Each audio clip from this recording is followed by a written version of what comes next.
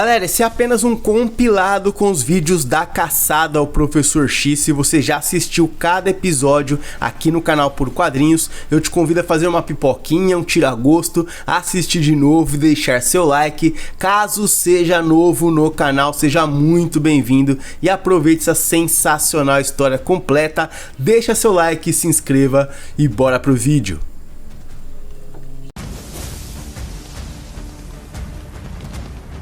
Uma estação interplanetária Shi'ar está na órbita do planeta Leio, no longínquo sistema estelar Phobos, onde uma insignificante embarcação se aproxima sem mostrar sinais de hostilidade, o que deixa intrigado o comandante desta base. O que este reles inseto está fazendo próximo dessa monstruosa força militar que é capaz de conquistar um planeta do tamanho da Terra em apenas algumas horas? Quem responde à questão é o braço direito do comandante Shi'ar, o capitão Elaylan, que aponta uma arma a seu líder, dispara e diz que isso não passa de uma distração para que tenha início um motim e eles tomem o controle dessa poderosa estrutura. Então, depois de assassinar todos os presentes, Elaylan dá sinal verde para que seus companheiros revolucionários, os libertadores, subam a bordo e promovam um verdadeiro massacre, dando um duro golpe no atual governo Shi'ar. Mas as coisas não serão tão fáceis assim, já que a Imperatriz tem em sua guarda real um dos guerreiros mais respeitados do universo. As lendas dizem que ela é a própria encarnação da morte. Para chegarem até sua sobrinha, os traidores terão que eliminar Rapina, a irmã da antiga Imperatriz Lilandra, e isso só vai ser possível passando por cima do seu cadáver. E todo este terrível conflito que pode decidir os rumos de um dos maiores impérios galácticos do universo é sentido em nosso humilde planeta azul, mais precisamente em uma das celas mais reforçadas da Terra e que guarda um prisioneiro muito especial, o homem mais perigoso do mundo, Charles Xavier. Toda essa carnificina surge claramente no cérebro do maior telepata da Terra. As alterações emocionais de Xavier deixam todos os guardas da prisão Greymalkin em estado de alerta. Ele implora a Rapina que impeça os invasores de chegarem até a Imperatriz, chegando até sofrer uma leve taquicardia, tamanho o nível de pânico ao perceber que, por mais poderosa que seja a guerreira, as forças dos libertadores começam a levar vantagem frente à mutante Shi'ar, até que finalmente os invasores derrotam a última linha de defesa imperial e chegam até os aposentos de Chandra Neramani, filha de Charles e Lilandra e atual governante do Império. Antes que os libertadores deem voz de prisão ao que eles consideram uma abominação, um bastardo impuro e indigno de ocupar o trono, uma filha emite uma última mensagem telepática a seu pai, um pedido de socorro do fundo de sua alma que infelizmente não pode ser atendida, pois a equipe médica da doutora Ellie sedou o Professor X temendo que ele sofresse uma parada cardíaca, tamanho desespero do antigo mentor da mais amada equipe mutante da Terra. E falando nos X-Men na Louisiana, Wolverine ministra um curso intensivo de autodefesa às crianças da profecia, que estão ligadas ao fim da raça Homo Superior. Depois de quase serem mortos nos eventos da invasão a Greymalkin, é muito importante que eles aprendam a se defender de maneira apropriada. Então vão participar de um simples jogo, onde tem que permanecer dentro de uma determinada área, lutando contra alguns dos mais fortes X-Men, e caso saiam do perímetro, perdem instantaneamente. Então o jogo começa e logo de cara a primeira derrotada é Cálico, que não tem a menor chance contra o apelão poder de teleporte do Noturno. Dieter invoca a habilidade de escalar e vai ao ponto mais alto possível, enquanto Deathwing fica tentando desviar das bombas de Jubileu. Ransom é facilmente derrotado por Logan, enquanto o Gambit acaba pegando pesadíssimo com a garota Dieter, lançando algumas de suas cartas carregadas de energia, e o choque acaba sendo muito feio, levando a criança às lágrimas. Jubileu chama a atenção de Vampira e Gambit, afinal a garota podia ter se ferido gravemente, só que Vampira não se arrepende nada de pegar pesado com os novos mutantes, afinal Sentinelas, Senhor Sinistro, Dente de Sabre e os centenas de inimigos dos X-Men não vão pensar duas vezes em eliminar cada mutante vivo da Terra. Os próprios X-Men passaram por um treinamento muito mais intensivo de anos na sala de perigo, portanto não é hora de ter pena das crianças, elas são obrigadas a se tornarem excelentes guerreiros, pois a velha guarda nem sempre vai estar lá para protegê-los. Bom, mesmo assim, Jubileu dá o treino por encerrado e diz a vampira que ela esqueceu seu visor de quartzo rubi, o que irrita Ana Marie, já que ela não quer ser vista como uma líder ao estilo Ciclope. Enfim, Wolverine entendeu as ações de Vampira e Gambit, que inclusive diz a sua amada que talvez ela tenha salvado a vida das crianças com essa lição, por mais dura que seja, e termina ganhando um apaixonado beijo da bela líder dos X-Men da Louisiana.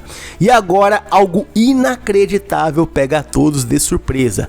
Vampira atende o seu celular e quem está na linha é simplesmente a diretora da prisão, Greymalkin, pedindo que Vampira reúna sua equipe e se dirija até a Mansão X o mais rápido possível. Enquanto isso, temos um pequeno prólogo que terá consequências futuras, onde aparentemente uma dezena de guardas da prisão mutante foram contaminados com a misteriosa doença e se encontram de folga para recuperação até que possam voltar às suas atividades. E um desses soldados começa a ter alucinações fortíssimas, passando a enxergar sua própria família como bizarras ameaças à sentinela, o que obviamente acaba terminando em uma terrível tragédia. E agora de volta ao arco principal, Charles continua recebendo altas doses de potentes drogas sedativas, mas como seu poder telepático é incomensurável, ele consegue contactar Sarah Gaunt, implorando para que ela o ajude a salvar sua filha. Mas por que Sarah ajudaria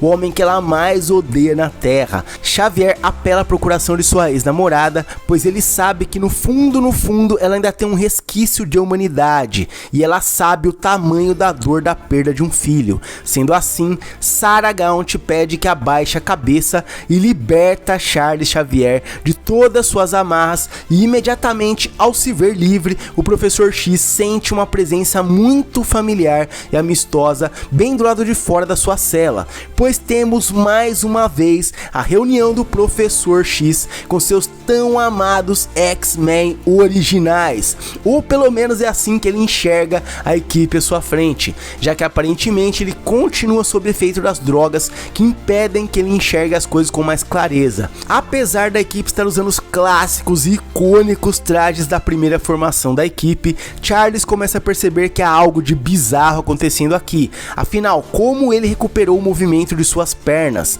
Vampira tenta acalmá-lo e trazê-lo de volta à razão, explicando que eles não estão mais no passado e que ele tem um tumor maligno na base do crânio que se alimenta vorazmente de seus poderes telepáticos. Mas infelizmente as drogas somadas ao tumor cancerígeno não permitem ao Professor X enxergar a realidade. Ele ataca ferozmente Ana Marie, ordenando aos falsos traidores à sua frente que revelem a localização de seus amados pupilos. Vampira não quis acreditar nas palavras da diretora Alice sobre Charles estar sofrendo com este tumor, por isso ela pediu ajuda, e é imprescindível que um ser com poder telepático de incalculável magnitude não fique solto, colocando em risco a existência da humanidade. Outro detalhe é que o câncer está em estado terminal, portanto a única maneira de pará-lo seria com a morte, e nisso Wolverine é o melhor no que faz, saltando sobre Charles e pedindo perdão pelo que está prestes a fazer. E agora teremos uma pequena demonstração do que o lendário Professor X é capaz de fazer quando suas amarras mentais estão fora de controle. Primeiro ele rechaça o ataque de Wolverine sem esforço algum, e em seguida detecta que Kurt Wagner é uma grave ameaça por se tratar de um teleportador. Por isso Charles pergunta como ele se sente ao ter suas incríveis habilidades paralisadas bem no meio de um teleporte. Noturno fica preso no ar numa cena grotesca com seu corpo separado ao meio, chocando seus demais companheiros. Vampira começa a se perguntar se fizeram a escolha certa, afinal este homem, além de mentor, foi figura paterna para alguns deles. Ela lutou por sua liberdade e agora se se vê frente a frente com um cara ao qual deve sua vida, e este momento de hesitação custa muito caro, pois Xavier descarrega todo o seu poder mental nos X-Men, aos quais considera meros impostores indignos de confrontá-lo. Todos são nocauteados instantaneamente, e o homem que um dia foi considerado o salvador mutante parte em sua missão de resgatar sua amada filha nos confins do universo. Um misterioso morador de rua que possui asas como se fosse um verdadeiro anjo pergunta se Charles Xavier está satisfeito com o mundo que construiu. Era isso que ele queria ao construir um arrogante monumento em homenagem à mutandade no centro de Westchester, ver seu povo ser de uma fantástica utopia para voltar a ser caçado como animais nas ruas. E o pior, não foram caçados por suas próprias ações, mas por culpa única e exclusiva de Charles Xavier. Ou ele finalmente está pronto para encarar a verdade, desde a sua fuga da prisão Greymalkin. O futuro da raça não importa mais para ele. Os mutantes são apenas peões em um jogo em que eles mal sabem as regras. E esse dilema filosófico fica para mais tarde, pois na caçada ao homem mais procurado da Terra teremos a participação especial de Miss Marvel, Anole, Prodígio, Synchro, Sophie Stepford, uma das irmãs Cuco, e o mutante chamado Local. Esse grupo de jovens mutantes decidiu criar uma espécie de centro comunitário para todos aqueles que se sentiram perdidos com o fim da nação de Krakoa, e aparentemente conseguiram ter um pouco de paz, até que Anole aparece muito nervoso e pedindo perdão a todos seus amigos por ter trazido ele até aqui. A visão do homem que criou o sonho de coexistência pacífica entre humanos e mutantes sempre é impressionante, e dessa vez ele não está sozinho. O jovem chamado Prodígio diz absolutamente não, você não é bem-vindo aqui, mas Charles pede apenas que ele ouça o que tem a dizer. Se houvesse outra alternativa, ele jamais pediria sua ajuda. A situação é grave, pois Doutor Destino, o novo governante da Terra, possui a última semente de Krakoa. Subonar, a mutante ômega da Araco original, só foi capaz de descobrir por sua ligação sanguínea com o ecossistema. E não é só isso. Destino transformou a antiga Casa da Árvore em Nova York em uma zona militar especial, a fim de germinar a semente e usar em seus planos megalomaníacos. E agora, mesmo sabendo de tudo isso, será que Prodígio ainda vai recusar ajuda a seu antigo mentor? Bom, por incrível que pareça, a resposta é não. Ele não vai ajudar o culpado por enterrar as últimas esperanças mutantes na Terra, o homem mais procurado do mundo. Após tudo que ele fez, ele ainda tem coragem de aparecer logo aqui, um local comunitário de paz e esperança. Os assim chamados NIX não são uma força paramilitar, eles não são seus soldados adolescentes, portanto não vai arriscar a vida de nenhum de seus amigos para limpar a sujeira de Xavier. Desapareça. Você quer a semente? Vá buscá-la sozinho e vire as costas ao Professor X. Sendo assim, Anole não permite que Charles vá sozinho contra Destino. Não porque ainda acredita no professor, mas por saber que Krakoa não era apenas sua casa, era um ser vivo e amigo dos mutantes, e nunca se abandona um amigo. Então é hora de partirem, mas antes a party ganha mais um integrante na figura da Miss Marvel. Antes de tudo, ela deixa bem claro que Prodígio está mais do que certo, mas ela não pode assistir a tudo passivamente, portanto vai ajudar o professor a recuperar a semente.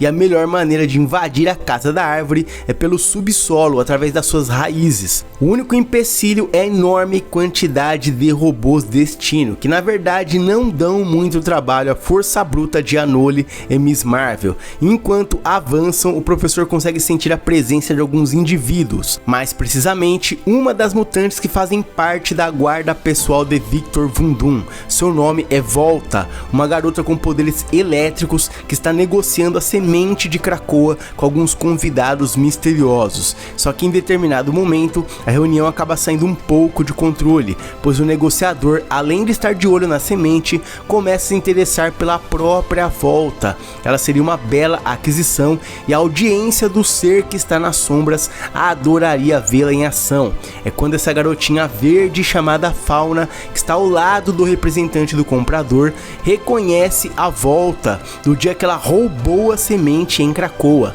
e as coisas acabam saindo de controle, pois Volta quer saber quem são eles exatamente e por que estão tão interessados na semente. Basta dizer que são seres multidimensionais interessados na programação humana. E quando Volta se levanta indignada pela afronta contra seu mestre magnânimo Imperador Destino, recebe um violentíssimo ataque por parte do inimigo que até então permanecia nas sombras. Um dos mais antigos inimigos dos X-Men está de volta, e em breve voltaremos a este conflito, pois agora Charles pressente uma imensa perturbação e sua mente é invadida por Mojo, o soberano do Mojoverso, que no passado já tentou escravizar os X-Men. Xavier se descontrola e, percebendo que seus verdadeiros planos vindo até aqui podem fracassar, toma uma atitude deplorável. Ele pede desculpas a Victor e diz que daqui pra frente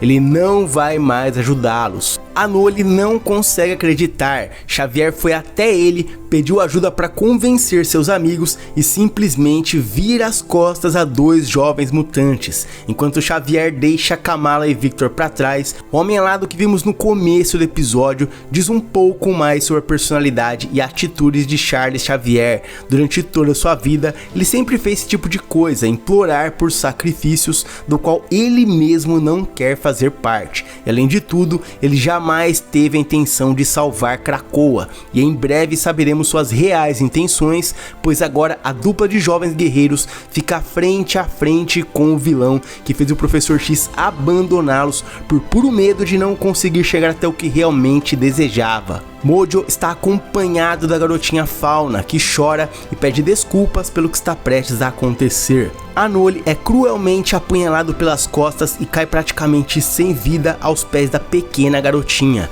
Enquanto isso, finalmente vamos saber o que tanto almejava Charles Xavier, a ponto de sacrificar de maneira muito fria esses dois jovens mutantes. O professor encontra os Doombots de Destino e, assim como Reed Richards, ele também sabe o código de desativação das máquinas, inutilizando todos exceto um, o qual ordena que abra o cofre secreto de seu mestre, e finalmente ele tem acesso ao que ele considera mais precioso que a vida de dois jovens mutantes, o dispositivo que o acompanhou por décadas e vai ser essencial para salvar a vida da sua filha Chandra. O icônico cérebro volta ao seu poder, enquanto o homem alado reitera que mutantes atualmente não são a principal preocupação do grande Charles Xavier. Mas e quanto a Kamala e Victor? Anole reconhece Fauna dos tempos em que viveram juntos em Krakoa e pede para que fique calma, tudo vai acabar bem. O que acaba salvando a vida dos jovens são os impressionantes poderes de Miss Marvel, que para escapar das garras do vilão, começa a literalmente derreter. Mojo fica maravilhado com suas habilidades e decide terminar essa luta num grande cliffhanger para sua audiência.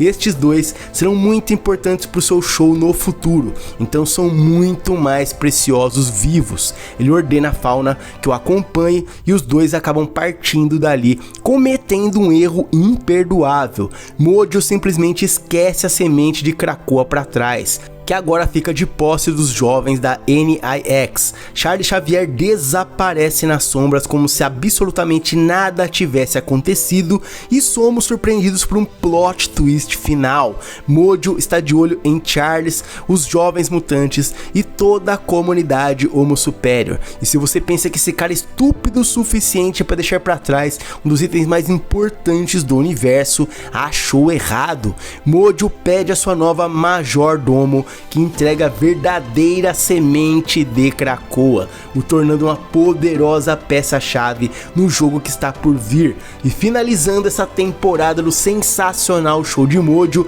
com um grande finale de tirar o fôlego, no palco lotado temos aprisionado o mutante chamado Local.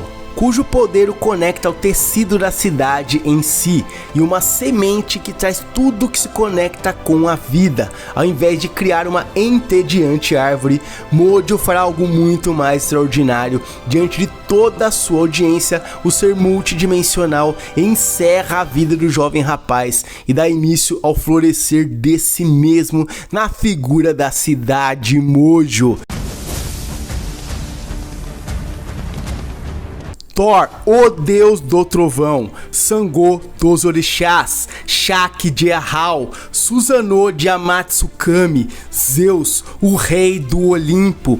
Todos os deuses tempestuosos sempre são ferozes na guerra, e não podia ser diferente com Ororomunro, a deusa tempestade eterna. E depois de exibir toda a sua majestosidade, Tempestade retorna ao seu santuário em Atlanta, um espaço de paz e segurança para todos, principalmente em tempos turbulentos, e é exatamente por isso que temos a presença de Jafé, o antigo X-Men mais conhecido como Larval. Tempestade proibiu terminantemente que os seus bichinhos comam qualquer um dos animais de seu habitat tecnológico, mas estão livres para comer a refeição dos hipopótamos, e como o momento atual é crítico, em tempos de guerra, esse verdadeiro oásis simplesmente se transforma em uma poderosa nave de batalha nomeada pela deusa dos ventos como Thundercloud. Assim eles deixam os céus da cidade e se dirigem ao local onde Ororo deve encarar um dilacerante desafio,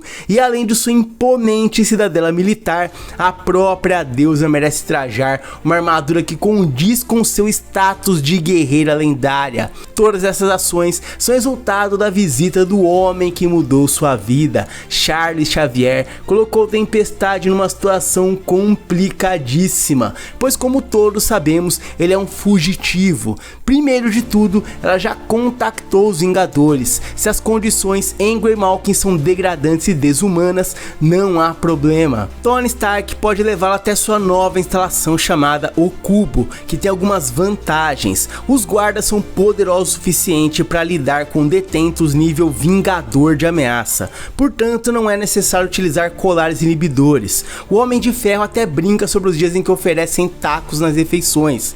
Ororo não quer parecer ingrata, afinal durante anos foi Charles quem ofereceu um lar e jamais exigiu nada em troca, a não ser que ela brilhasse em todo o seu esplendor. Na verdade, ela deve a ele o fato de ter se tornado uma das mais nobres e dignas heroínas atuais. Só que agora Tempestade não pode ignorar que é uma vingadora registrada em inúmeros países, os quais possuem bilhões de pessoas que contam com ela, e caso descubram que ela abriga o homem mais procurado do mundo, perderia todo o seu status e imunidade diplomática, que são muito importantes para que essa mulher possa mudar o mundo. Charles responde que jamais imaginou que esse dia chegaria. Ororomunro que ele conheceu nunca precisou de leis ou regras para salvar inocentes, e ela da mesma forma jamais pensou que veria Charles Xavier como um criminoso de guerra e foragido. Todos nós decepcionamos os mais próximos de uma maneira única.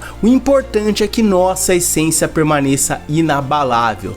De qualquer forma, o professor pede perdão por colocar esse fardo nos ombros dela, e também por ter invadido sua mente e descobrir que ela mentiu sobre ter alertado os Vingadores, pelo menos por enquanto. Mas será que ele sabe por que ela preparou essa bela especial refeição?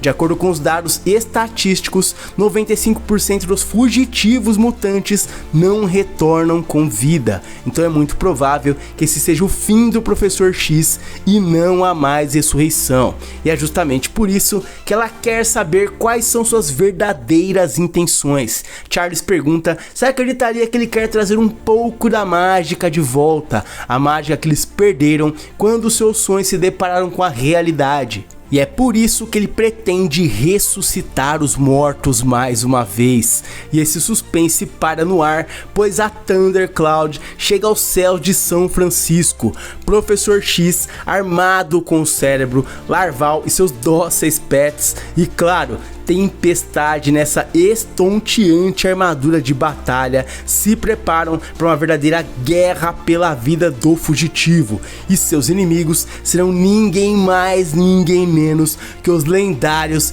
e icônicos X-Men de Scott Summers. Portanto, prepare-se para uma batalha épica que vai ecoar pelos próximos anos da história Marvel. Ciclope ordena a Ororo como se ela ainda fosse uma de suas subordinadas para que baixe as armas. O professor virá sob custódia dos X-Men. As negociações iniciais são breves. Scott imagina que Charles tenha contado a ela uma história triste, mas Tempestade, mais do que ninguém, deveria saber que é isso que ele sempre faz: usa as pessoas a seu bel prazer sem precisar de telepatia. Sua maior habilidade é convencer que suas ações se justificam pelo bem maior. Tempestade dá o primeiro aviso: Ciclope, não me obrigue a fazer isso, vá pra casa. E Magia diz que ela sabe muito bem que os X-Men não podem virar as costas. Ciclope alega que se ainda existe alguma chance do sonho de coexistência pacífica entre humanos e mutantes ser alcançado,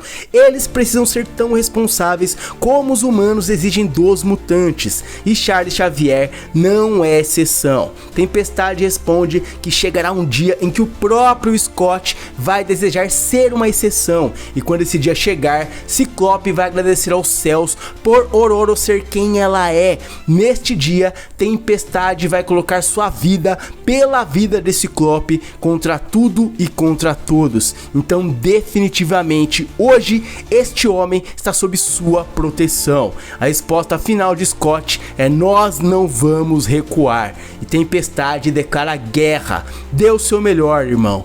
E é assim que tem início uma luta brutal entre os filhos do átomo. Ciclope demonstra porque é o maior líder da história dos X-Men, dando ordens a Kid Ômega para neutralizar a telepatia de Charles. Fanático se encarrega de Larval, enquanto o resto da equipe vai pra cima da deusa do clima a fim de levarem o Professor X em segurança. Tempestade não pode usar todo o seu potencial, pois suas habilidades podem pulverizar seu próprio santuário. Portanto, Temper, magia, liberem o inferno pra cima dela. Tempestade acha lamentável o fato de que anos lutando ombro a ombro com poderosos companheiros, contando com estratégias e enfrentando adversários fracos, os deixaria preparados para enfrentarem uma deusa que sempre esteve ao seu lado. Os X-Men vão aprender da pior forma que boas intenções não bastam para vencer uma guerra. Tempestade rechaça os ataques, usando apenas 1/10 do seu poder.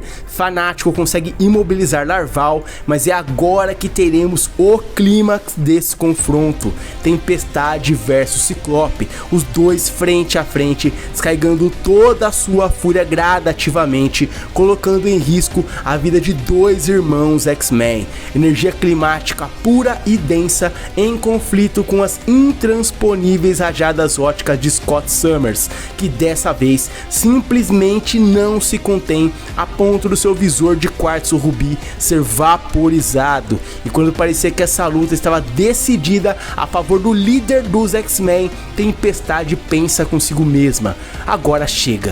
Observe e aprenda, criança. Agora é sua vez de demonstrar toda a magnitude de Tempestade Eterna. Novamente, Ororo se torna um avatar de eternidade que parabeniza Scott pela coragem. Ele lutou bravamente. Então, antes do seu fim definitivo, faça as pazes com seu criador, líder dos X-Men. Finalmente, Charles tem uma mínima noção da gravidade dos seus atos, pois acabou de condenar seu mais amado pupilo à morte. E o que se segue é uma cena impactante. Jaz inerte no chão, o corpo congelado de Ciclope, horror e pânico de todos os presentes. O fanático simplesmente perde o controle e arranca o braço de Larval como se fosse apenas um graveto e ameaça espancar Tempestade até que ela se torne uma poça de sangue no chão. Só que novamente parece que não estamos diante de Ororo. Quem Marco não passa de um inseto para a eternidade, que já testemunhou o próprio Oblivion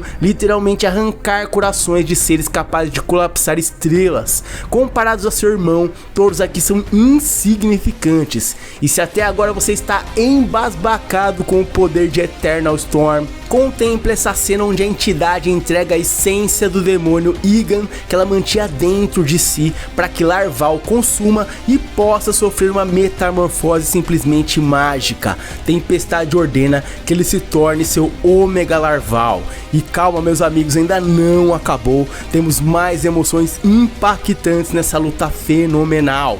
O fanático ainda resiste aos ventos cósmicos de tempestade eterna. Afinal, como bem sabemos, nada detém o fanático. Então a Eternidade decide testar essa teoria, mostrando a Ken Marco o que realmente significa a força bruta, erguendo o Titã no ar, cravando 2 lanças celestiais em seus ombros e desferindo uma violentíssima cabeçada, um verdadeiro racha-crânio na face do meio-irmão de Charles Xavier, que rompe sua maior defesa, o imponente capacete que protege a cabeça e a mente do fanático, ferindo gravemente o detentor da joia de Sitorak. E com o fim da luta, que na verdade foi um massacre pra cima dos X-Men, Tempestade Eterna, seu novo Ômega e o Professor X abandonam o céu de São Francisco. Psylocke não consegue contactar a deusa, mas a boa notícia diante desse desastre é que Ciclope está vivo e sendo descongelado por Temper. E se você pensa que acabou, meus amigos, ainda temos mais um plot de tirar o fôlego. O Fera se infiltrou nas instalações da Thundercloud, buscando dar um golpe final nos planos de Charles Xavier. Psylocke está cheia de ódio e não se importa mais com as consequências. Ela pergunta se o Fera conseguiu chegar até a sala de motores e ordena que ele exploda tudo para que a Eternidade aprenda uma lição: não mexa com os X-Men. Só que o Fera descobre algo que o deixa perplexo.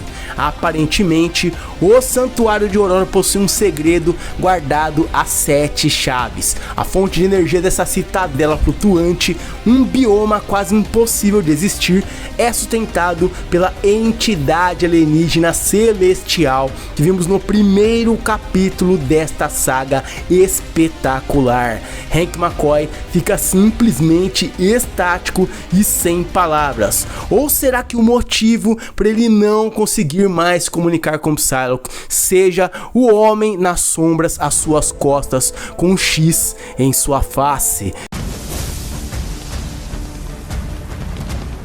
Se o último episódio foi de tirar o fôlego, eu já aviso a todos vocês que esse capítulo vai explodir cabeças, meus amigos. Estamos de volta ao exato ponto em que paramos, com os X-Men São Francisco em frente à saudosa Utopia, antiga casa dos mutantes mais famosos do mundo, completamente devastada. E se você pensa que a humilhante surra no último capítulo faria os filhos do Átomo desistirem e voltarem ao Alasca com o rabo entre as pernas, achou errado. Se preparem pro round 2 e uma lição do porquê não se deve mexer com os X-Men. Psylocke perdeu contato com o Fera, mas o que realmente deixou os X-Men atônitos foi como Tempestade chegou a esse nível assustador de poder quase onipotente. Quanon não tem a menor ideia de como isso aconteceu, mas agora eles têm uma preocupação muito mais urgente. O tumor de Charles Xavier parece estar provocando um certo nível de insanidade no antes pacífico Professor X,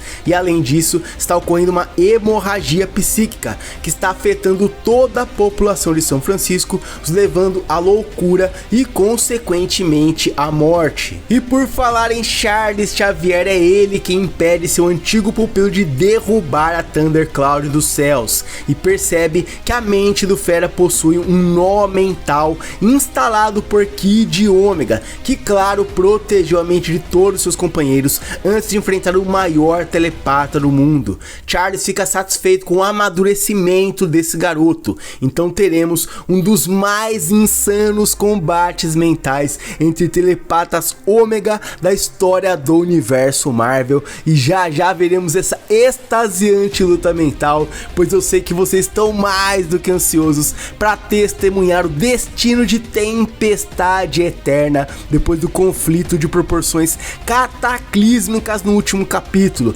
Parecia que estava tudo acabado, mas Ken Marco, contrariando todas as expectativas, prova que realmente o fanático não pode ser detido, provocando a ira da personificação do próprio universo.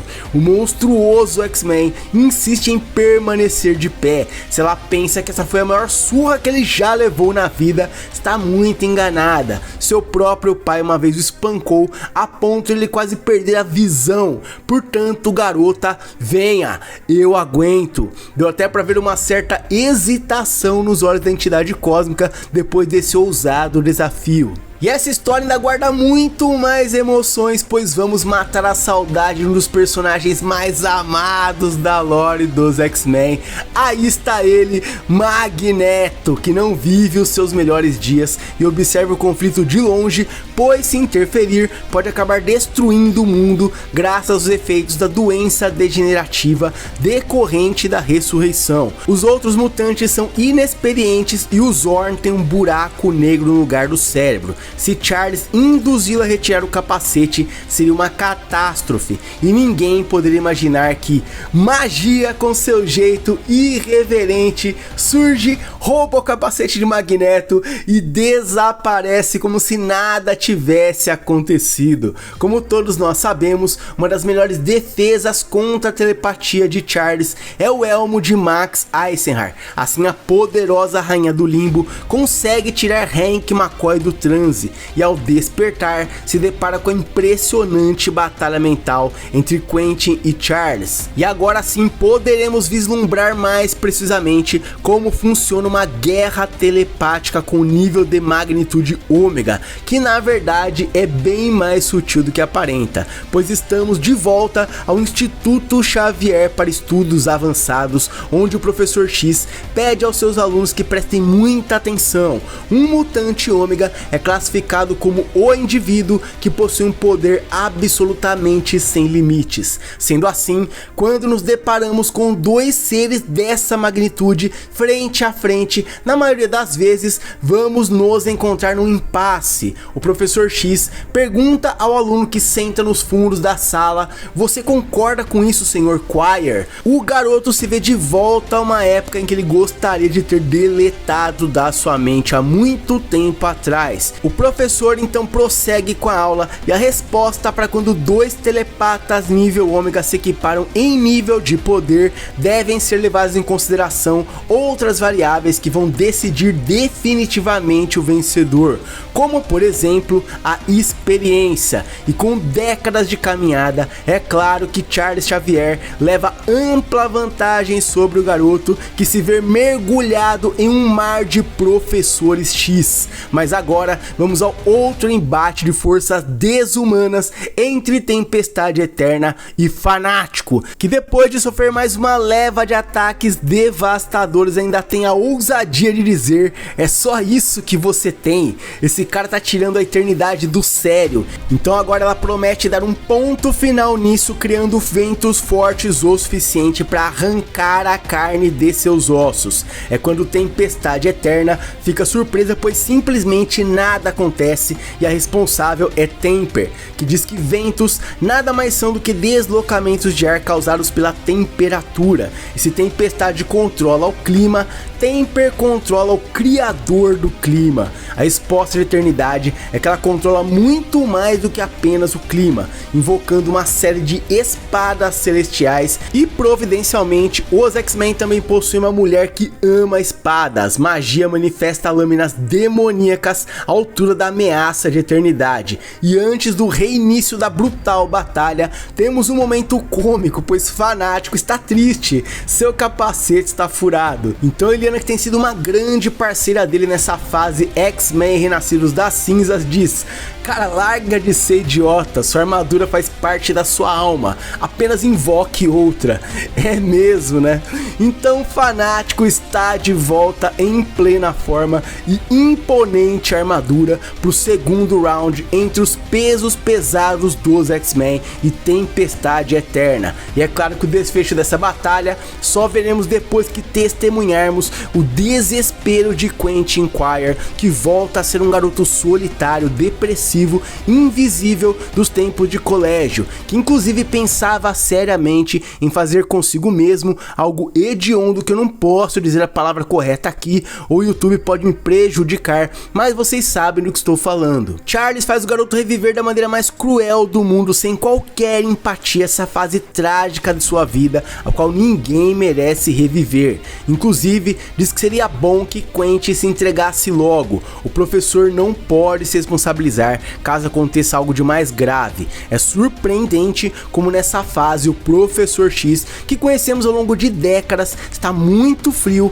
maquiavélico e calculista. Enquanto isso, Magia tenta empalar Tempestade, mas nessa forma a mulher está invulnerável, então Fanático pode descontar um pouquinho da sua que sofreu instantes atrás, aplicando um absurdo soco na cara de Eternidade, que realmente possui níveis de forças além da imaginação, pois sua única reação é dizer: terminou?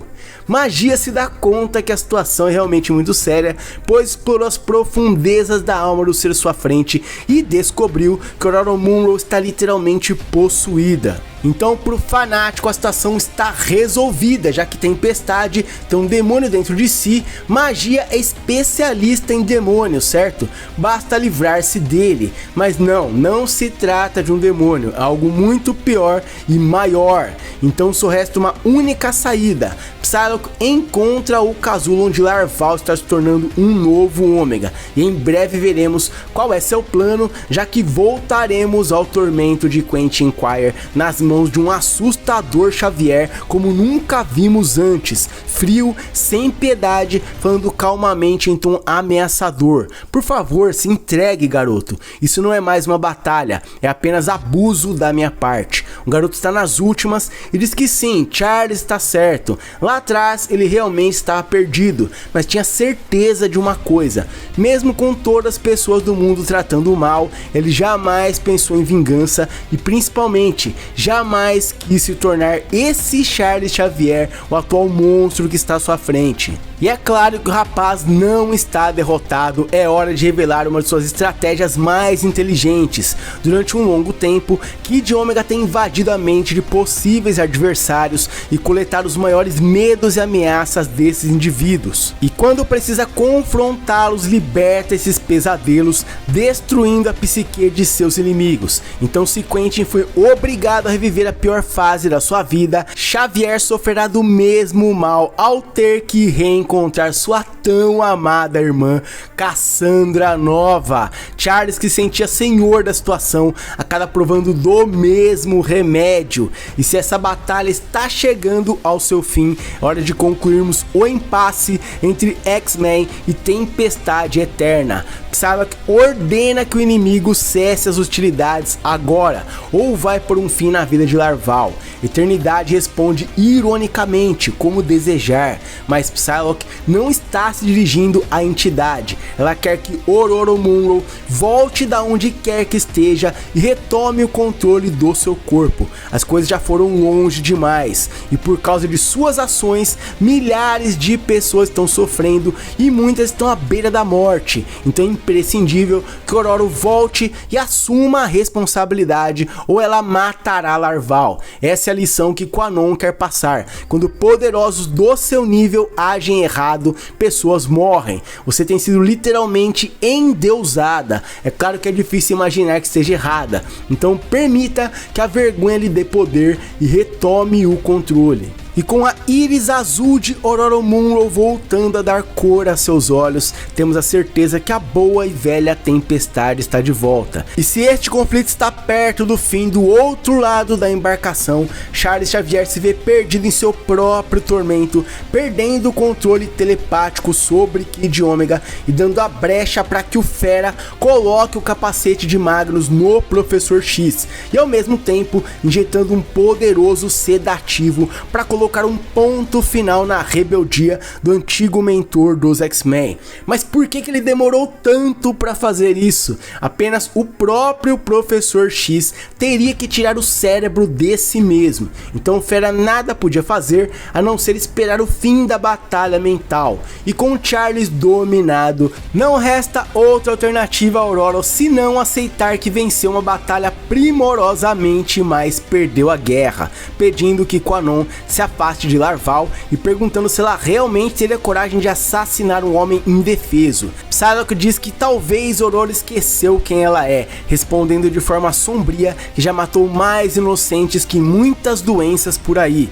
Você é uma deusa e se esquece de que nós somos apenas monstros e vamos levar este monstro conosco. E se está insatisfeita, sabe muito bem onde nos encontrar. Psylocke ouviu falar que Ororo gosta de facas. Quanon possui uma especialmente preparada para ela, mostrando sua ameaçadora katana. Tempestade fica resignada, mas não concorda que os X-Men são apenas monstros. Eles são muito mais do que isso. E nosso amado líder, infelizmente, dormiu esse tempo todo e perdeu todas as bem-sucedidas ações de sua sensacional equipe. Missão completa e o mais importante, sem baixas. Em breve, eles se juntarão a Scott Summers nas praias de São Francisco. Tempestade fez eles prometerem que Charles não voltará a Greymalkin. Ela não sabia de todos os males que o professor vinha sofrendo e da hemorragia telepática que quase matou os habitantes de São Francisco. Tudo está bem quando acaba bem, mas estamos curtindo uma história dos X-Men, talvez uma das equipes mais amadas de todos os tempos, de todas as mídias, mas que também não tem um segundo sequer de paz na Terra, já que uma voz bem familiar ordena a equipe que coloque esse homem no chão. E esta voz pertence ao Warren Worthington III, o mundialmente famoso Anjo, e junto a ele temos a presença da nova e sensacional formação da equipe X-Factor. A caçada a Charles Xavier continua e agora vamos descobrir como anda a vida de Alex Summers, o Destrutor, que se encontra numa situação lamentável após o término de seu relacionamento com Polaris. Ele sequer consegue falar com ela e deixa um triste recado em sua caixa de mensagens. Alex gostaria que ela soubesse que estava certa com relação a ele fazer parte do X-Factor, e foi exatamente por isso que ele largou a equipe. Ele só queria fazer parte de algo importante, já que perdeu praticamente tudo, sua família, Krakoa e, claro, a própria Polaris. É quando sua vida está prestes a mudar novamente, quando o frenesi bate à sua porta, e o resultado deste inesperado encontro só saberemos mais à frente, pois vamos direto à Baía de São Francisco, onde o Warren Worthington III, o Anjo, ordena aos X-Men que entreguem Charles Xavier à custódia do novo X-Factor, que atua em nome do governo norte-americano. Talvez tenha sido por isso que Polaris tenha abandonado o Destrutor. Afinal, é ultrajante que mutantes tenham se juntado ao governo que há poucos meses atrás tentou erradicar a mutandade. Enfim, o Anjo diz que Charles deve voltar a Greymalkin, e como vimos nos últimos emocionantes episódios, os X-Men prometeram ao Ororo que ele não voltaria àquela armadilha mortal para mutantes. Hank tenta apaziguar a situação, afinal eles querem a mesma coisa, mas o Anjo está irredutível. Na verdade, cada uma das equipes quer a mesma coisa, ou seja, eles estão no impasse. O Fera acreditava que o Anjo estava morto, mas na verdade ele passou por um longo e misterioso período de tratamento em uma instalação hospitalar do exército, que é bem estranho, pois o Anjo tem um poderoso fator de cura e não precisa de nada disso. Mas enfim, eu pergunto a vocês, vez, o que sempre acontece quando equipes de super-heróis se encontram. Pois é, meus amigos, não dá pra resolver na base da conversa e rola a tradicional porradaria heróica super-humana, que começa com um fanático partindo pra cima do líder da X-Factor, que claro voa pra fora do seu alcance, e quem acaba levando a pior é um garoto de codinome Schreiber, que pede ao senhor fanático, por favor pegue leve com ele, afinal é apenas um estagiário. Então depois de atropelar o moleque, quem Marco salta, agarra a perna do anjo e o arremessa ao solo, enquanto o fera tenta desesperadamente e sem sucesso convencer a todos que parem de brigar antes que as coisas saiam ainda mais de controle. Finalmente temos um rosto familiar entre o X-Factor e este é o Pyro, que acaba facilmente neutralizado pela Temper. E quem são os integrantes dessa nova e estranha formação da equipe?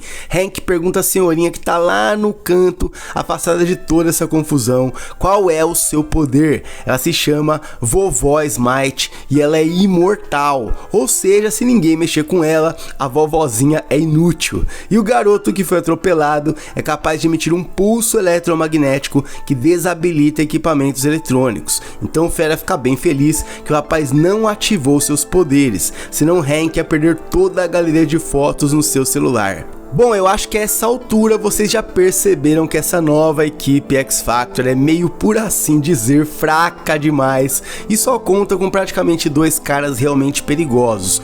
O Anjo é um cara arrogante ao extremo, já que veio até aqui com esse bando de novatos inexperientes, e o Pyro esperando derrotar simplesmente os X-Men. Ele só podia estar fora de si. É quando o mutante alado, que faz parte dos X-Men originais, revela o verdadeiro motivo de ter passado um longo tempo junto ao exército. Na verdade, ele passou por várias cirurgias que o transformaram em um novo tipo de anjo cibernético, voltando a se chamar Arcanjo. E a coisa fica séria quando ele usa uma espada de energia para atacar o fanático, e logo após se transforma em uma bola de metal, exibindo suas afiadas penas e passando a perseguir o fera, igualzinho a célebre cena do filme do Indiana Jones. Mas não há problema, pois magia pretende enviar o Arcanjo ao limbo com um dos seus famosos portais. Só que Liana acaba sendo empurrada para dentro do próprio portal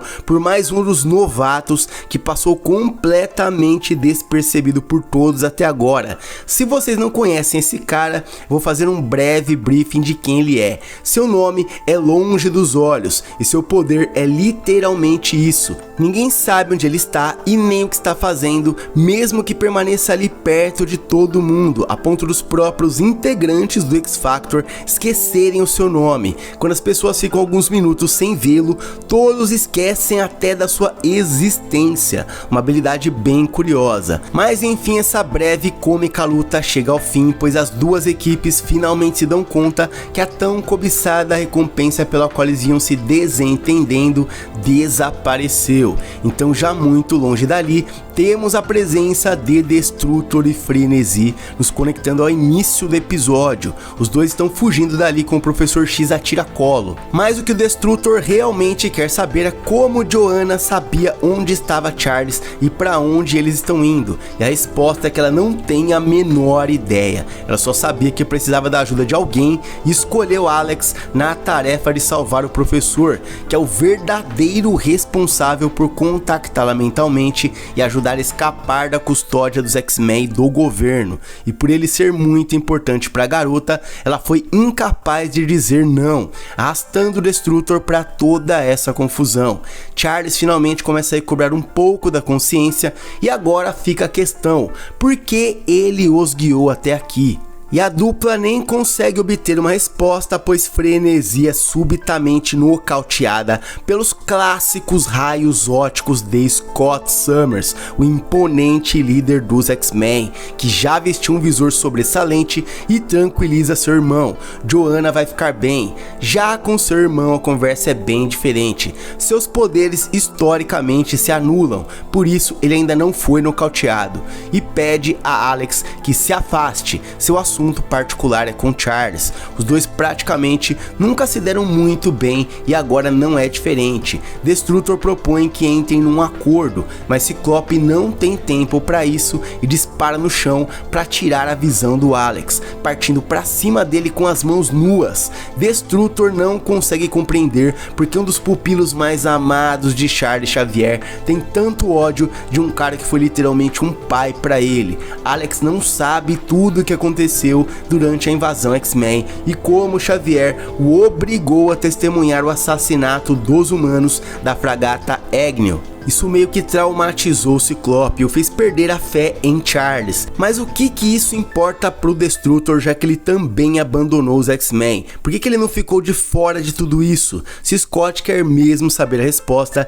é que ele traiu todos aqueles que tanto amava, acreditando estar fazendo a coisa certa, e no fim não conseguiu nenhuma coisa nem outra, terminou abandonado por tudo e todos. Mas essa antiga rixa entre irmãos chega ao fim com Scott disparando nas rochas acima deles, provocando um deslizamento e incapacitando seu irmão. Agora sim, ele pode ficar a sós novamente com Charles e perguntar por que ele os trouxe até aqui.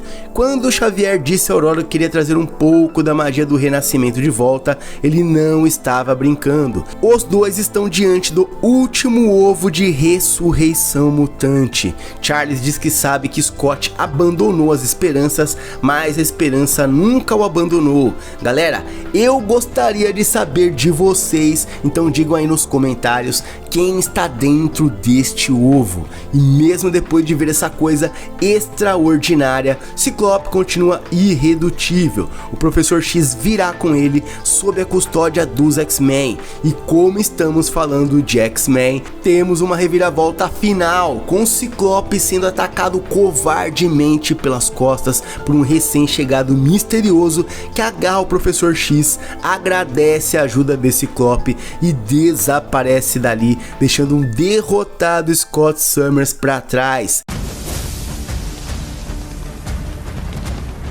A última esperança de Charles Xavier é contactar telepaticamente Sábia e pedir por uma extração urgente para ele e uma misteriosa pessoa especial para o antigo mentor dos X-Men. E se o Professor X precisa de ajuda de uma das mutantes mais inteligentes do planeta, ela não pensa duas vezes e pergunta qual a localização, obstáculos e adversários. E num choque telepático, todas as informações são baixadas no seu cérebro e imediatamente ela oferece uma vasta gama dos melhores teleportadores do mundo, tais como Lila Cheney, Eden Feze, o Dobra, James Bourne, o Solo, mas o escolhido para a missão acaba sendo John Wright, o Espectro. O resgate de Charles é prioridade máxima, portanto Tessa abandona a própria sorte o restante da equipe da X-Force, que neste exato momento conta com Forge, o gênio da mutandade, Tank, que em matéria de força bruta é um verdadeiro tanque de guerra que rivaliza com o Coisa ou Fanático, Betsy Braddock, a Capitã Britânia, que muitos estavam se perguntando qual seu paradeiro, e por fim Rachel Summers, filha de Scott e Jean Grey, vinda de um futuro alternativo distópico e que agora atende pelo nome de Ascani. Juntos eles enfrentam um gigante peludo selvagem descontrolado, Colossus, que mais uma vez é colocado como suposto traidor, e a pessoa responsável por esse ataque é Diabla, uma nova ameaça que combina alquimia à física quântica. Betsy lança um ataque direto na sua espada psíquica e é repelida pelos escudos místicos da vilã. Enquanto a X-Force é obrigada a se virar sem as habilidades de Sábia, a heroína recebe a confirmação por parte do Espectro que Xavier já está salvo. Tessa envia novas coordenadas ao teleportador e parte para encontrá-los e lidar com o misterioso último ovo de ressurreição craconiano da Terra. Assim ela carrega um mini arsenal e aciona seu cinto de teleporte, chegando até seu destino na cidade do México. Spectro ainda não chegou, pois teve alguns contratempos com os X-Men, Quentin Quire e Illyana Rasputin, que conseguiram rastrear seus passos. Enquanto espera que ele se livre dos X-Men, Sábia chega até seu objetivo, o prêmio por ter derrotado o Pensador Louco no passado, mas a IA holográfica do vilão não permite que ela se aposte de um de seus laboratórios, só que não há tempo para discussão. Tessa não queria substituí-la, mas aciona os códigos de reinício e agora a IA é totalmente submissa, assumindo a imagem de sua nova mestra. E é nesse exato instante que chegam Spectro e o Professor X com um impressionante ovo remanescente dos tempos de Krakoa. E mal há tempo para abraços e boas-vindas, eles ainda estão muito expostos e os X-Men podem chegar a qualquer momento. Assim que eles entram, a instalação inicia um protocolo lockdown para não serem incomodados durante o que estão prestes a fazer. Enquanto isso, voltamos à América do Sul, onde se desenrola o combate entre X-Force e Diabla e seus acólitos. Esta fera, cuja atividade cerebral é apenas ódio, se trata na verdade de um cientista chamado Dr. Avery, especialista em radiação, assim como o Dr. Bruce Banner. Ela não sabe como funciona exatamente a relação entre Hulk e o seu alter ego, mas sabia como ativar a transformação do Dr. Avery. Basta pronunciar a palavra Rampage, ou traduzindo, tumulto. Assim o conflito chegou a tais proporções, onde Rachel é incapaz de conter sua fúria e ainda tendo que lidar com o poderoso Colossus, que vem dando uma verdadeira surra no Tank e faz algo que eu particularmente nunca tinha visto o nosso Piotr Rasputin fazer nas histórias dos X-Men. Ele transmuta uma de suas mãos em uma espada metálica, o que pode indicar que este não seja o mesmo Colossus que nós nos tornamos fãs. Comentem aí se já viram Piotr fazer algo do tipo no passado. Mas enfim, a luta se intensifica. Ford está vestindo uma armadura de batalha e pede a Betsy que crie um boost psionico capaz de quebrar as defesas de Diabla. O fim dessa batalha veremos em breve, mas antes finalmente saberemos quem está dentro do ovo de ressurreição, pois Spectro nota que há algo de errado envolvendo o Professor X. Ele não está no melhor de suas faculdades mentais. É claro que Tessa também notou que Charles não é mais o mesmo, mas entende que ele foi submetido a um estresse absurdo. Xavier sabe que estão falando sobre ele e pede a Spectro que não se preocupe. Ele está bem e sob controle, apenas precisa focar sua mente no que é mais importante. Spectro apenas topou ajudar, pois Sábia salvou sua vida. Ele foi capturado e seria dissecado por pessoas que queriam explorar seus poderes, mas agora as coisas estão saindo de controle. Por que ajudar Xavier nessa situação?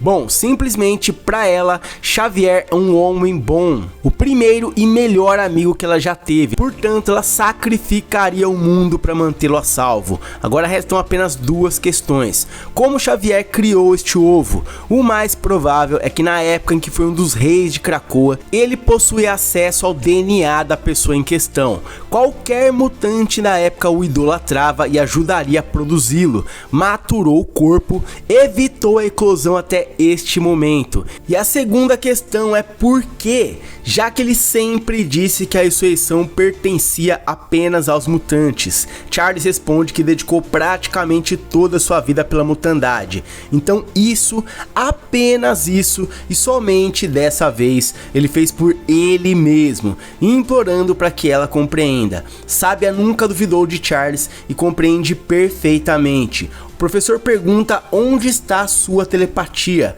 Assim como seu nome não é mais Teresia, Sábia modificou seu corpo geneticamente algumas vezes e eliminou essa habilidade do seu Gene X, por acreditar que era uma distração a mais na sua vida. Mas enfim, sem mais delongas, o professor Xavier fez algo que parecia impossível. Ele não necessita nem do 5 e nem da Fênix. Ele usa suas próprias habilidades mentais, o cérebro, e traz de volta uma personagem clássica criada pelo mestre Chris Claremont.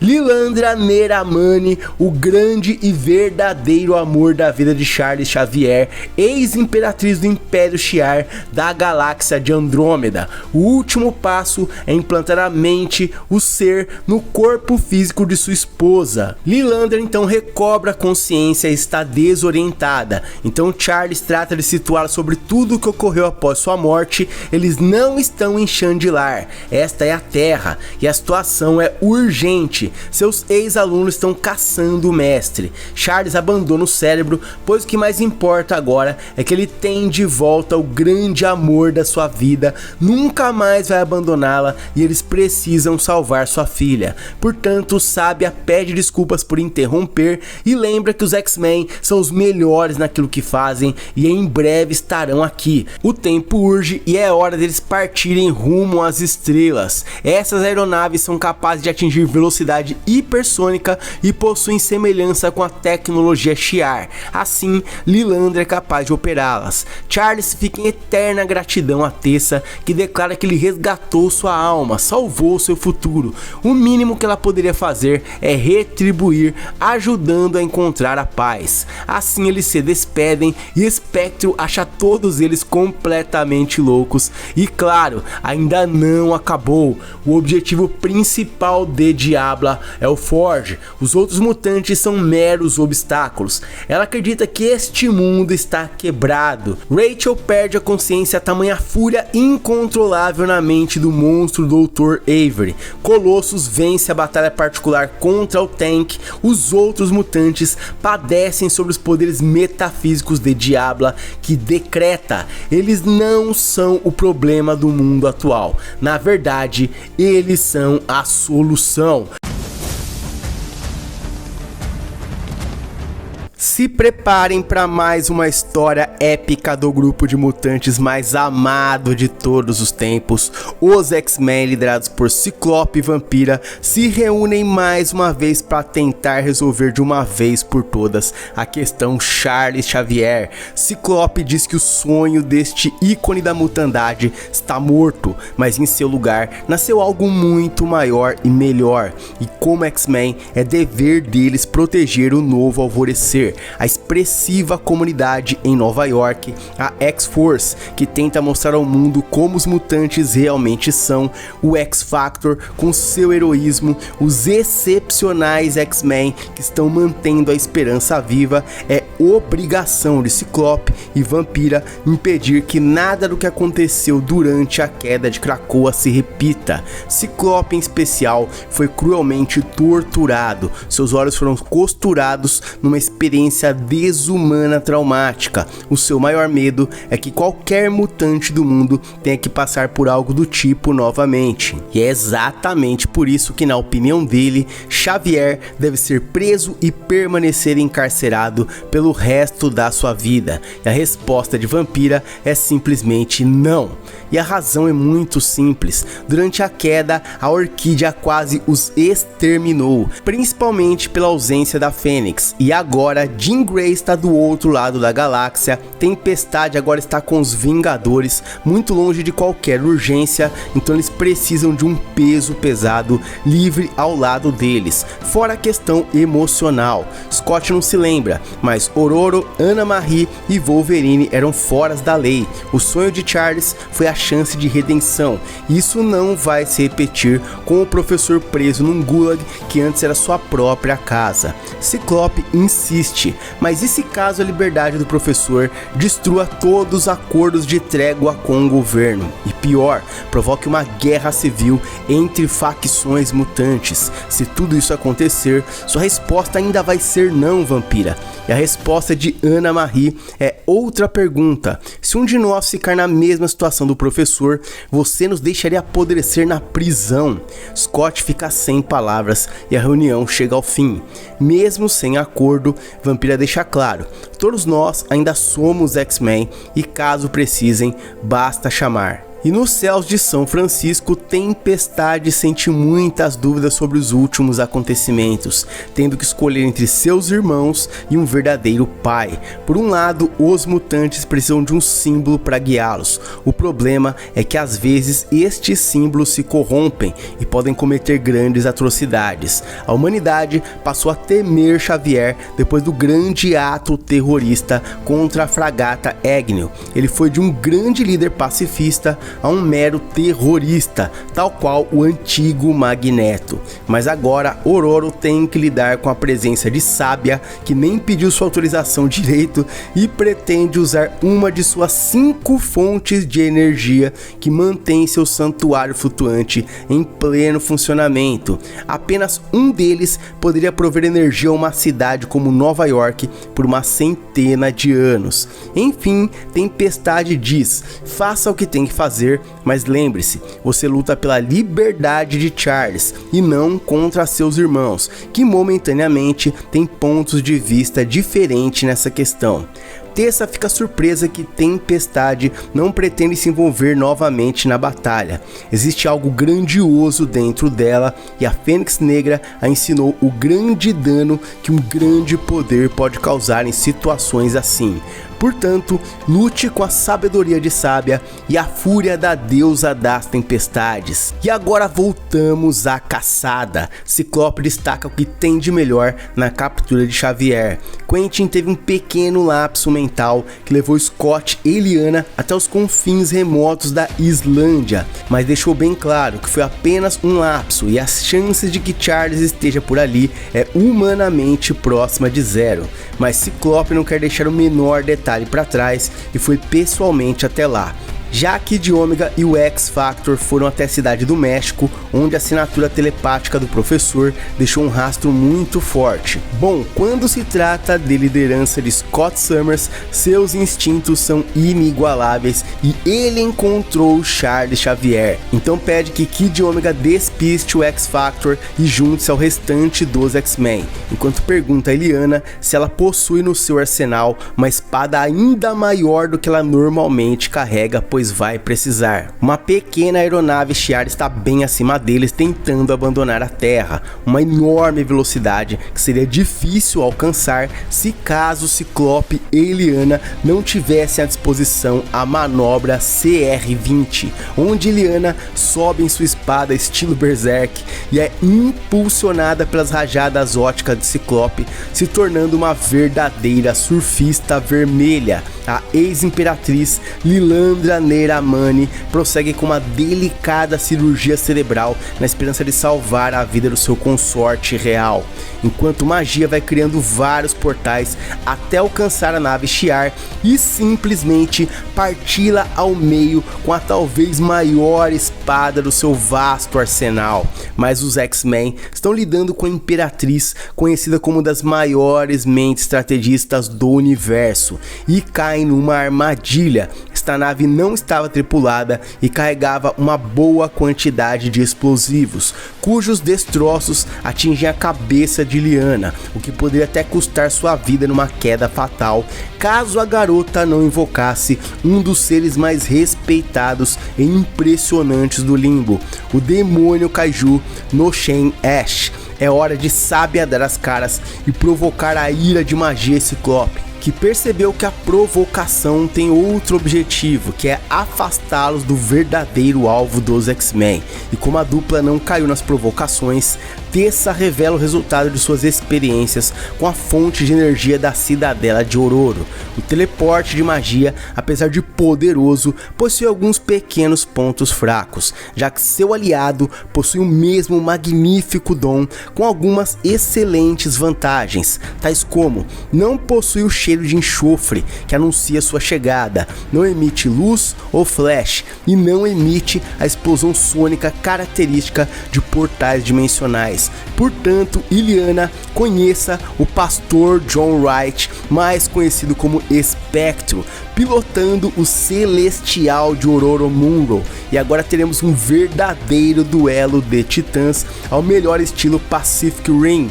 A aparição do Celestial é instantânea e pega desprevenido o demônio de Eliana. Enquanto recita versículos bíblicos, Spectro vai encaminhando seu colosso à vitória com golpes e mais golpes esmagadores, chegando a desmembrar a criatura e pisoteá-la brutalmente até esmagar seu crânio, o levando à morte. E como magia está entre o conflito de proporções gigantescas, Scott Summers age com a fúria de um dos mais poderosos X-Men e descarrega uma rajada de sua impressionante energia ótica nas costas do Celestial com uma violência descomunal. Scott corre desesperado, implorando aos céus para que Eliana esteja viva, e com as principais ameaças neutralizadas, Sábia dá sinal verde para que Charles e Lilandra fujam em direção às estrelas. E agora sim temos a visão da verdadeira e impressionante embarcação que deve levar o casal até a galáxia de Andrômeda. Ciclope agradece a todos os deuses que Eliana está viva e até brincando com Scott, o chamando de magrão, algo que ele odeia. Agora eles sabem onde está Charles Xavier e magia faz algo bem arriscado para sua integridade física, mas é seu último trunfo e chance de corresponder às expectativas de seu destemido líder, teleportando Scott Summers até a fuselagem da aeronave. Para deter essa quase estação espacial, é preciso que ele utilize seu dom mutante em todo o seu potencial, e para isso ele retira seu visor de quartzo rubi. Então, para que eles possam viajar em paz, é necessário a intervenção pessoal de Charles Xavier. Mesmo com a operação cirúrgica em pleno curso, mais uma vez, antigos aluno e mentor, pai e filho ficam frente a frente. Xavier diz que isso já se tornou ridículo. O que mais Ciclope quer dele? Porque Scott desenvolveu ódio profundo em cada fibra do seu ser por esse cara que um dia considerou como um pai. Parece algo apenas pessoal e não se tratar mais de segurança para os mutantes. Pois bem, Scott, estou aqui. Quer que eu sofra ou apenas não pode viver sem mim? Ciclope recoloca seu visor e de forma irônica diz: ok, vamos fingir que eu tenho problemas de abandono sentimental. E que tal esquecermos que o Senhor matou pessoas inocentes e me obrigou a assistir esse horror impassível? E agora Xavier descarrega todas suas frustrações. Horror. Scott, a destruição da Agnew não passou de uma mentira, uma distração. Na realidade, nenhuma pessoa real morreu pelas minhas mãos, foi apenas simulacro. Eu perdi tudo para salvar a todos. A única coisa que eu não perderei de jeito nenhum é a minha filha. Portanto, aceite de uma vez, nós estamos deixando o planeta, quer você goste ou não. E como Ciclope continua irredutível, quase paranoico e possivelmente buscando sua própria morte, já que a aeronave está prestes a entrar em órbita, não resta outra alternativa a não ser uma mulher muito especial, uma verdadeira deusa, prestar uma última ajuda a quem apresentou ao mundo.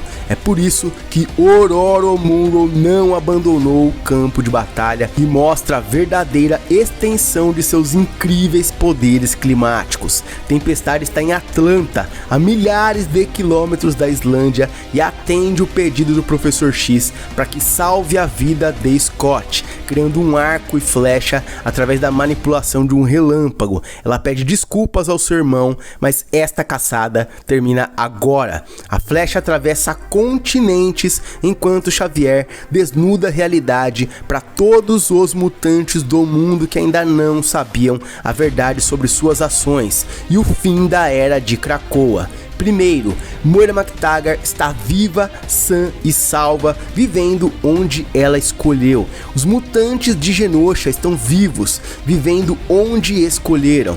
Os astronautas da Agnew nunca foram reais. A única coisa que os humanos amam mais do que a si mesmos é um alvo. E Xavier fez tudo isso para que ele fosse o alvo de todo o ódio da humanidade. E agora tudo o que ele deseja é apenas salvar sua filha. brilha. A flecha é inofensiva e carrega Scott e sua fúria até sua companheira vampira e todos os X-Men reunidos aqui e agora, mas o homem não desiste e contacta o resto da sua equipe. A saqueadora paira sobre a aeronave, pronta para dar o golpe final antes que ela ative o Hyperdrive e se torne inalcançável. O Fera está embasbacado. Trata-se de uma hipernave classe gigante Apocalipse. A tecnologia ali dentro poderia avançar absurdamente sua pesquisa contra a doença degenerativa de Magneto e os demais ressuscitados. Só que não sobrará absolutamente nada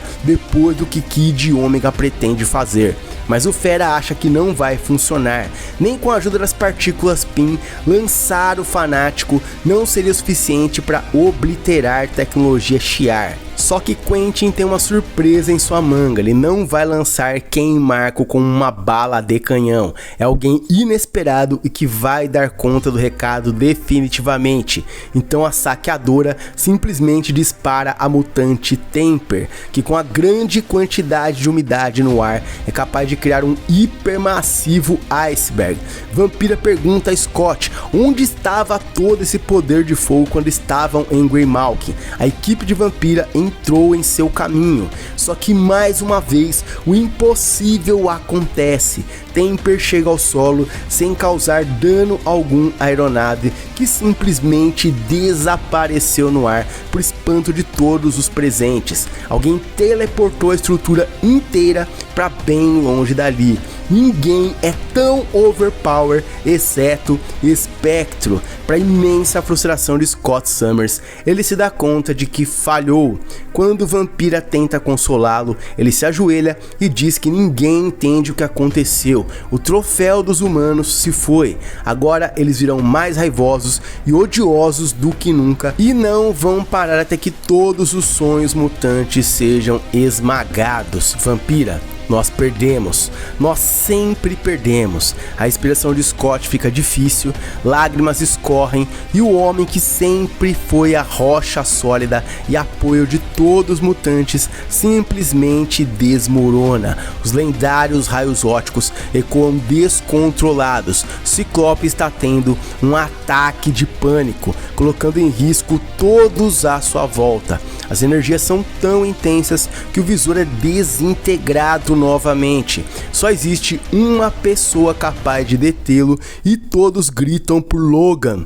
Wolverine se aproxima como pode. A carne vai abandonando seu esqueleto de adamantium e talvez só ele compreende o terror que vive Ciclope. Toda esperança e peso que colocaram em suas costas desde a adolescência, a tortura da Orquídea, tudo sendo colocado para fora. Talvez ele até acredite que a queda de Krakoa seja culpa sua e seja seu dever conduzir a mutandade a uma nova era, lutar pelo sonho de Charles, o sonho de Magneto, o sonho de Krakoa, o sonho de Tempestade. Cada maldito sonho na face desse planeta seja responsabilidade sua, mas Wolverine tem algo a dizer sobre isso. É hora de simplesmente acordar. E 10 horas depois é hora de acordar. A operação foi um sucesso e Xavier sente que despertou de um sonho. Finalmente ele está livre e o melhor de tudo, completamente curado. E com a cura veio a clareza, o verdadeiro despertar depois de eras. Ele finalmente vê todos os erros que cometeu e por mais incrível que pareça, eles precisam voltar à Terra. É isso mesmo, depois dessa epopeia, ele não pode abandonar suas crianças dessa forma. Atendendo o desejo de quem ela mais ama, Neramani volta com Xavier até a Terra, pedindo aos deuses que os filhos do átomo tenham misericórdia pelo seu professor. Então os principais líderes das novas facções e grupos mutantes do mundo são convidados a essa importante reunião que deve definir tudo daqui pra frente, até mesmo o debilitado Magneto secreto está aqui. Wolverine quebra o gelo e pergunta se eles vão lutar de novo, afinal ele não aguenta mais. E de quebra, pede desculpas por ter cutucado o magrão, foi só um arranhãozinho para ele acordar. O corte não foi fatal e Scott quer dar o troco algum dia desses. Mas enfim, vamos ao que interessa. Vocês não vão acreditar, mas Ciclope ainda não desistiu. Ou você volta a Greymalkin na paz, ou nós vamos te levar na marra. Professor X responde: mutandade, literalmente cercada por milhares de inimigos, e o que nós fazemos? Brigamos entre nós. Xavier cansou-se disso e declara que está se aposentando. Chega, ele nunca quis ser um general, e sim apenas um professor, e queria pedir perdão por tudo o que vinha fazendo há muito tempo. Ele estava completamente fora de si e não era ele mesmo. O tumor afetou toda a sua percepção de mundo, realidade, família e comunidade. Charles tentou curar o mundo e falhou miseravelmente. Então, a partir de agora, ele acredita que vocês aqui presentes são a resposta. A melhor chance de criar um sonho novo. Talvez um de vocês alcance o que Xavier jamais conseguiu. A mutandade vai atrás de vocês para guiá-los, proteção, conforto, e pro resto de vocês, mundo afora, jamais briguem entre si. Lutem por liberdade, justiça, mas não lutem contra seus irmãos. Tenham paciência, se ajudem, peçam ajuda e, pelo amor de Deus, construam uma nova escola para jovens mutantes. E o maior fardo de todos talvez seja justamente de você, Ciclope. Desde o início, ele foi o que mais se envolveu no sonho de Charles. Então, Ciclope, entenda de uma vez por todas, sim, todos vão colocar o fardo do mundo nas suas costas. Eu sinto muito por tudo que fiz a você. Farei o possível e o impossível para apoiá-lo. Mas agora eu imploro, Scott, você me permite ir salvar minha filha? E o silêncio é a melhor resposta. Xavier está realmente livre. Os X-Men saem da sombra de um de seus maiores ícones e se despedem, cada um à sua maneira. E caso cheguem ao limite do universo, a casa de Charles sempre estará de porta aberta para cada um de vocês. Obrigado por terem sido tudo que eu sonhei. Pouquíssimos X-Men conseguem segurar as lágrimas. É o fim do sonho. Scott pede perdão à vampira e finalmente é hora de todos voltarem para casa. Então, adeus, lendário Professor Xavier.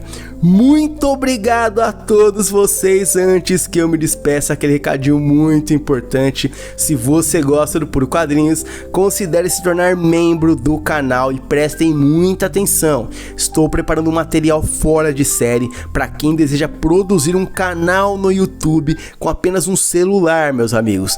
Material baseado no conhecimento de um dos maiores youtubers BR do mundo, o senhor Peter Jordan, do canal Nerd. Em breve estará disponível para quem se tornar membro. Mais detalhes eu trarei no Instagram. Então, reforçando, me sigam principalmente no Instagram. Não se esqueçam de dropar aquele like, se inscrevam no YouTube, em todas as redes sociais. Os links estão na descrição: Facebook, TikTok, Twitter. Eu espero que vocês tenham gostado. Muito obrigado novamente, um grande abraço e até a próxima.